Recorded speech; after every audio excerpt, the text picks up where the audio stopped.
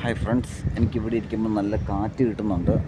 Okay, കാറ്റ് അതിന് ഇഷ്ടമുള്ളിടത്തേക്ക് വീശുകയുള്ളൂ. ഇതുപോലെയാണ് ആത്മാവിൽ നിന്നും ജനിക്കുന്ന ഏവനും. എന്നാൽ ഈ കാറ്റ് ഒരു മരത്തിൽ തട്ടിയ ആ മരം കടന്ന് കുലുങ്ങും. ചലനം അതിൽ ഇതിലൊക്കെ ആടുന്നു. കാറ്റ് ടച്ച് ചെയ്യുന്നതുകൊണ്ടാണ്. പക്ഷേ കാറ്റ് എവിടുന്ന് വരുന്നോ? കാറ്റ് ഒരു സ്ഥലത്ത് ടച്ച് ചെയ്തിട്ട് ഒരിക്കലും വന്ന സ്ഥലത്തേക്ക് തന്നെ തിരിച്ചു പോവില്ല. അത് റീഡയറക്റ്റ്, ആംഗിൾ മാറി സഞ്ചരിക്കുകയുള്ളൂ. ഓക്കെ,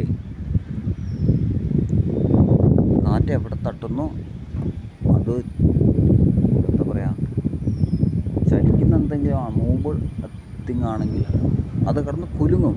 മറ്റേ മരങ്ങൾ, ചെടികൾ എല്ലാം കുലുങ്ങും. ഓക്കെ, ചലനം ഉണ്ടാകും.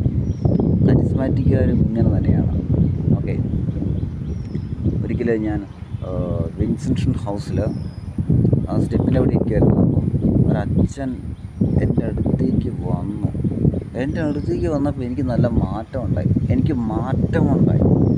മനസ്സിലായേ?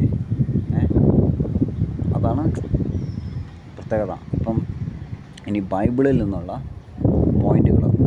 ഈശോ ജോർദാനിൽ പരിശുദ്ധാത്മാവിനാൽ നിറഞ്ഞ്, അതായത് അഭിഷേക ശുശ്രൂഷ കഴിഞ്ഞ്, അത് അനോയിൻറ്റിങ്. ഏതൊരു വ്യക്തിയുടെയും ജീവിതത്തിൽ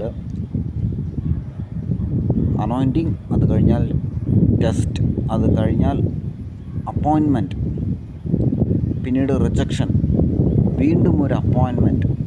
ഇതാണ് എല്ലാ വ്യക്തികളുടെയും ലൈഫിൽ സംഭവിക്കുന്നത്. ഓക്കെ, അപ്പോൾ ക്രിസ്തുവിൻ്റെ ഇത് പറയുവാണ്. ക്രിസ്തു അഭിഷേകത്താൽ നിറയുന്നു. മരുഭൂമിയിലെ പരീക്ഷ പാസ്സായ ശേഷം നസ്രത്തിലെ സുവിശേഷം പ്രസംഗിക്കാൻ വരുന്നു. അപ്പോൾ റിജക്ഷൻ കിട്ടുന്നു. റിജക്ഷൻ കിട്ടിയ ക്രിസ്തു കടൽ തീരത്ത് പോയിട്ട് വഞ്ചിയിൽ കയറിയിരുന്ന് കരയിൽ നിന്ന് അകന്ന് വചനം പ്രസംഗിച്ചു. ഇനി പൗലോസിനെ എടുക്കുകയാണെങ്കിൽ, യഹൂദർ തിരസ്കരിച്ചപ്പോൾ പൗലോസ് യഹൂദരിൽ നിന്നും മാറി വിജാതിയരുടെ അടുത്തേക്ക് പോയി പ്രസംഗിച്ചു.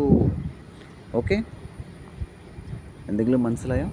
കാറ്റ് എവിടുന്ന് വന്നോ അങ്ങോട്ടേക്ക് തന്നെ തിരിച്ചു പോകില്ല. കാറ്റ് ആംഗിൾ മാറിയേ സഞ്ചരിക്കുകയുള്ളൂ. ദിശ മാറി റീഡയറക്റ്റ് ചെയ്യുകയുള്ളൂ. ഓക്കെ, ഇത്ര മതി.